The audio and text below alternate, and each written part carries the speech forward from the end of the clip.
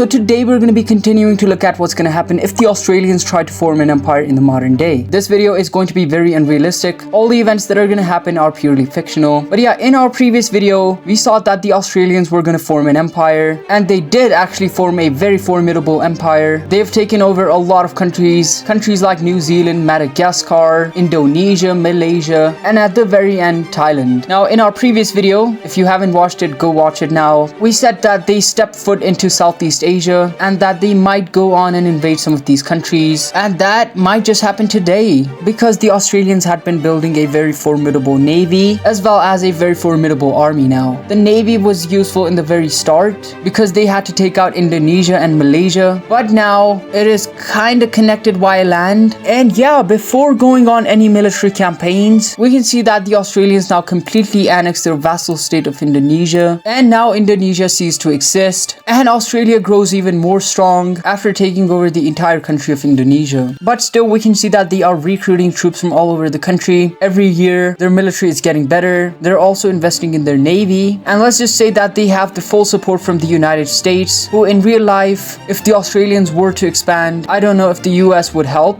but hey, this is a fictional scenario, and the United States is helping the Australians. But yeah, after years and years of militarization, we can see that the Australians are ready for their military campaign, and this military campaign is going to take place in Southeast Asia, where we can see that they declare war on Cambodia. So let's see. Immediately, we can see that the Australian troops now storm into Cambodia. The Cambodians were heavily outnumbered, and the entire country fell within months. Yeah, this was unfortunate. This all happened because the Australian army was way better, and in a peace negotiation, we can see that all of Cambodia got completely annexed by the Australian Empire. The Australians also make a deal with the French, where they give some money to the French in return for New Caledonia. So now that's a part of the Australian Empire. And because of this decisive victory over the Cambodians, the morale amongst the soldiers has been bolstered, and the neighboring countries of Cambodia are very worried for their own existence, as they know that the Australians are going on multiple military campaigns in the future. So yeah, the Australians now start to work on their economy, which also might be very formidable right now, as they have resources from all of these different countries and they know how to utilize them. But before continuing their invasions in Southeast Asia, we can see that they also want a foothold in Africa, and for that we can see that the Australians now declare war on Kenya. Now, having control over a country like Kenya would be very beneficial for the Australians. That is because Kenya itself has a lot of resources, and from here they can have direct access to all of these different African countries, which is going to further strengthen their economy. So yeah, now let's see. We can see that the Australian Navy now has arrived on the coast of Kenya. They make a naval landing down in the south, and they start to push around. Eventually, we can see that all of the coastline region has been taken, and the Australians make a spearhead towards the capital city of Nairobi, and so they lost their capital city, after which the remaining parts of the country surrender. This was a decisive victory for the Australian Empire, and in a peace negotiation, we can see that all of the eastern parts of Kenya were completely annexed. The remaining country is now a vassal state, but the Australians still have access to all of these different African countries from this vassal state of Kenya, so that is great for the Australians. This decisive victory also now bolsters the morale amongst the soldiers. The Australians are now going to be concentrating all of their forces in Southeast Asia because they have a major military campaign coming up. We can see that all of the Australian forces have now arrived in Southeast Asia, and after a few years of preparations, we can see that they go on and declare war on Vietnam, which might just be one of the strongest countries that they've been up against by now. And this invasion is also going to be very costly. We don't even know if the Australians are going to win this one because of how strong the Vietnamese are, the amount of soldiers they have. So yeah, now let's see. We can see that at first the Vietnamese start to push these guys back. This goes extremely well as the Vietnamese gain a lot of ground. They secure all of these regions. A huge Australian army arrives from Bangkok, and the Vietnamese are heavily outnumbered here now. They're getting pushed back like real bad, and then the Australians start to make their own push into Vietnam. They cut Vietnam into two parts. Most of the Vietnamese army was down in the south, who is still fighting the Australian forces. These guys now push up, pushing back the heavily outnumbered Vietnamese army, and eventually we can see that they get to the capital city of Hanoi. Unfortunately, the capital city fell. The troops in the south are now heavily demoralized. After knowing that they lost their capital city, these guys go ahead and surrender. And this was another decisive victory for the Australian Empire, as they took out a very major country in Southeast Asia. And in a peace negotiation, we can see that all of Vietnam got completely annexed by the Australian Empire.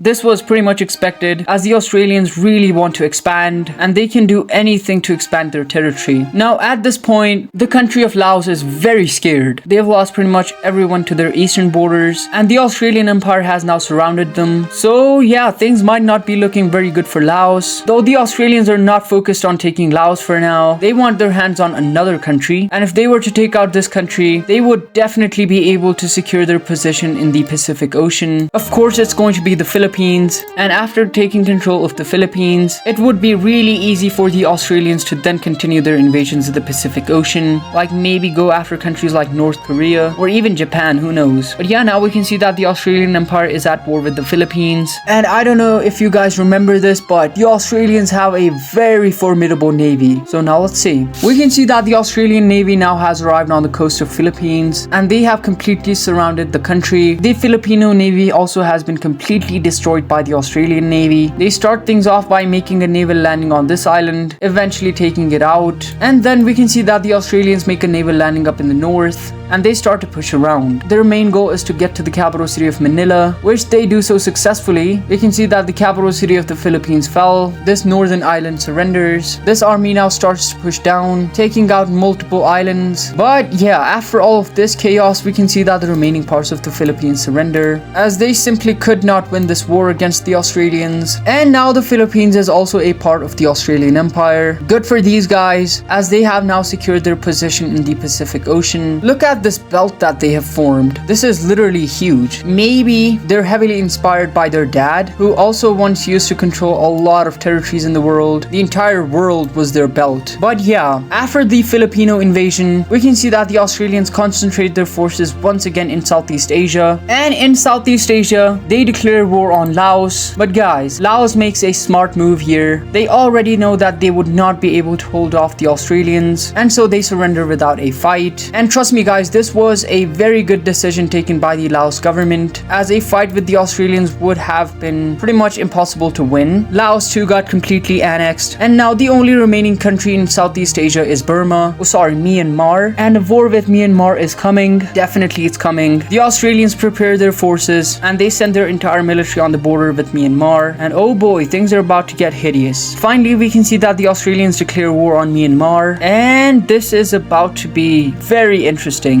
Nope, it ain't interesting. Yeah, the Australians storm into Myanmar, and they secure the capital city within a month. They secure these main regions of Myanmar, and yeah, the Myanmar government goes ahead and surrenders. This was a decisive victory for the Australian Empire. Yet again, they won this war, and Myanmar got completely annexed by the Australian Empire, which now is looking very buffed. But yeah, I would say that this is the Australian Empire at its peak. This is gonna be it for today's video. If you enjoyed this video, make sure to subscribe, leave a comment, and tell me what you guys want to see in the future. And thank you for watching.